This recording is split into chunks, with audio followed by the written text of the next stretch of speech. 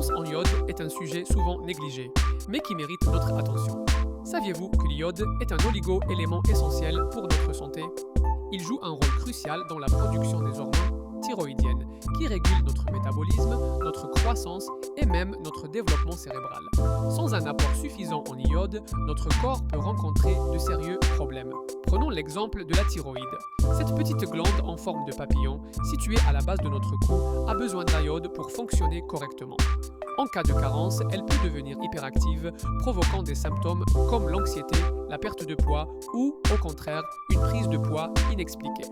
À l'opposé, une thyroïde sous-active peut entraîner de la fatigue, de la dépression et des problèmes de concentration. C'est un véritable cercle vicieux. Mais d'où vient cette carence en iode? Dans de nombreuses régions, notamment à l'intérieur des terres, les sols sont pauvres en iode. Cela signifie que les cultures qui y poussent, comme les légumes et les céréales, n'en contiennent pas suffisamment.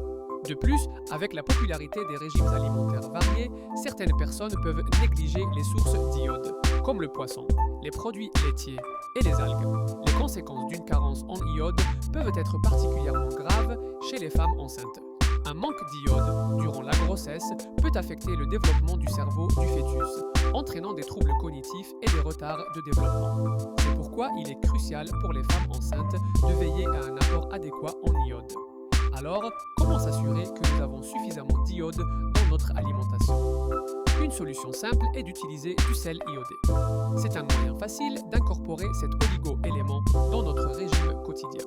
De plus, consommer des aliments riches en iode, comme les fruits de mer, les œufs et les produits laitiers, peut également aider à prévenir cette carence. Il est également important de se rappeler que les besoins en iode varient selon les individus. Les enfants, les adolescents et les femmes enceintes ont des besoins plus élevés. Il peut donc être judicieux de consulter un professionnel de santé pour évaluer ses besoins spécifiques. En résumé, la carence en iode est un enjeu de santé publique qui peut avoir des conséquences significatives sur notre bien-être. En étant conscients de notre apport en iode et en faisant des choix alimentaires éclairés, nous pouvons tous contribuer à notre santé et à celle de notre entourage. Prenons soin de notre thyroïde, car elle prend soin de nous.